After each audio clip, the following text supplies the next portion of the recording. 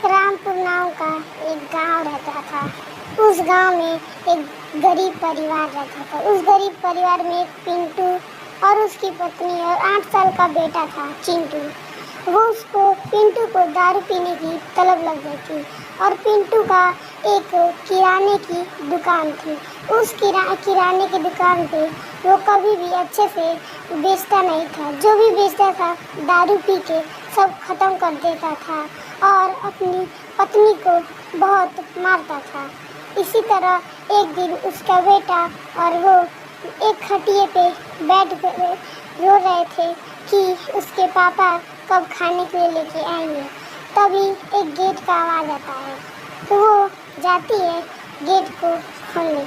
उसका लड़का बोलता है लग रहा है कि पापा आ गए। उसकी माँ बोलती है हाँ लग रहा है। तो उसकी माँ जाती है गेट खोलने के लिए तो उसके पति को कोई 2 लड़के पकड़े हुए रहते हैं। बोलते हैं सब कि ये चोरी कर रहा था, हमने इसे पकड़ लिया है। वो बोलता है सब मेरा 10,000 रुपया चुराया है। तो वो बोलता है मेरा 20,000 रुपया चुराया है। इसी तरह करते करते उसको वो सब पकड़ के रख लेते हैं। तो वो जाती है बोलते कि भाई लोग छोड़ दो, पर वो सब नहीं छोड़ रहे थे। तो वो सब क्या किए उसको आँख निकाल के और उसको मार डाले। उसको मार डालने के बाद उसकी माँ बोलती है कि तुम्हारे पापा कहाँ रह गए चिंटू।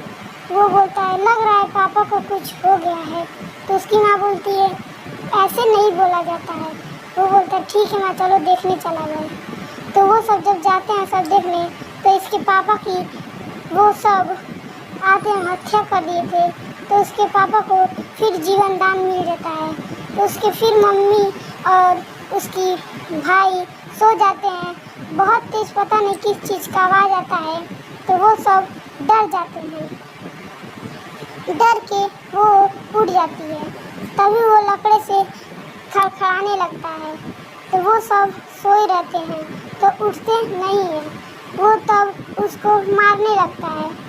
तब उसका नींद खुल जाता है और वो रोने लगती है कि तुमको क्या कहाँ गए थे तुम। वो बोलता है मैं कहीं नहीं गया था, दारू पीने गया था। वो बहुत रोती थी। बहुत रोते फिर उन लोग के बीच में एक बहस हो गई। बहस होते वो बोलता है कि अब जा रहा हूँ मैं घर छोड़ के। तब तक उसको मार रहा था तो पिंटू जाग गया तो अपने पापा को रोक रहा था अपनी मम्मी को मारने के लिए।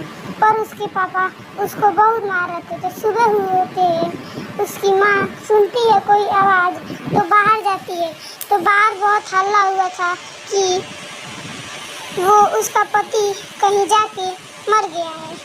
ये बात होते वो सुनते ही तुरंत वो डर